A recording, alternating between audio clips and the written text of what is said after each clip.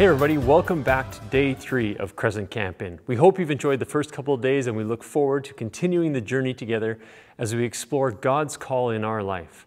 On day 1, we talked about how God calls people to follow Him, to make them fishers of people.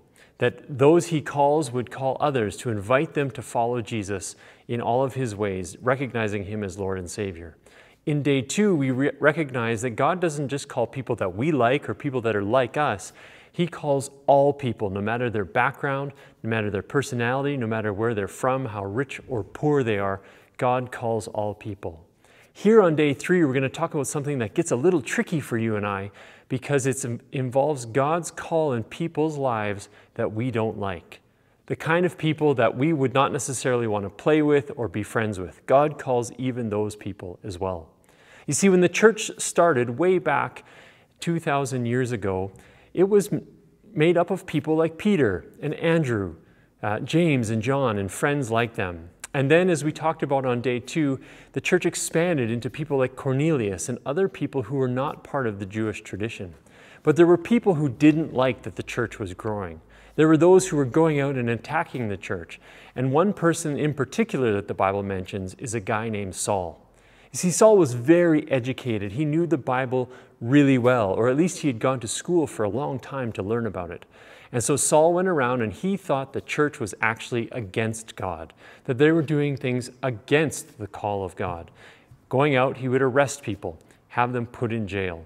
In fact, the Bible tells of a story where Saul was overlooking the attack, the violent attack of someone in the church.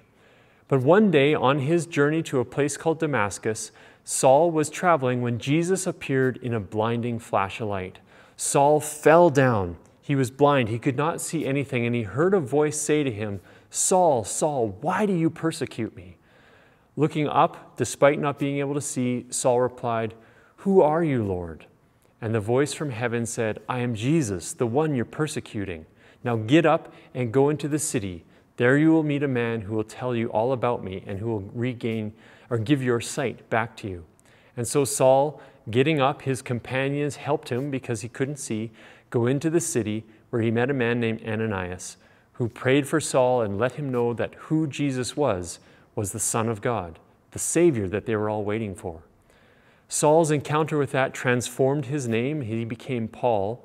And Paul, who was once persecuting the church, is actually responsible for writing almost half of the New Testament. He wrote letters to churches encouraging them to follow Jesus. He wrote letters to churches telling them what it means to really follow Jesus and who Jesus truly was.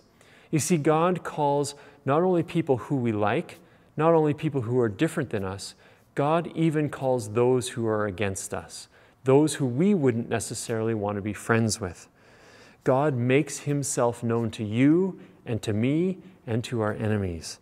God tells us to stop going the wrong way as He did for Saul, and God redirects us in the new direction.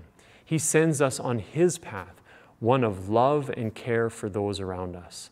And so today, as we go through our day on day 3 of day camp, we're going to be doing all sorts of neat crafts and activities reminding us that God's love is not only for you and me, not only for those who are different than us, but also God takes people who were one time our enemies and can transform them to be people following after Jesus as well.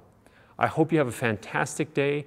I hope you encounter Jesus face to face, and may these activities and crafts that you do, as well as the Bible verses that you will encounter, remind you that the love of God is for you, it's for your neighbors, and it's even for your enemies. Have a great day, and we'll talk to you soon. I've conjured up the call.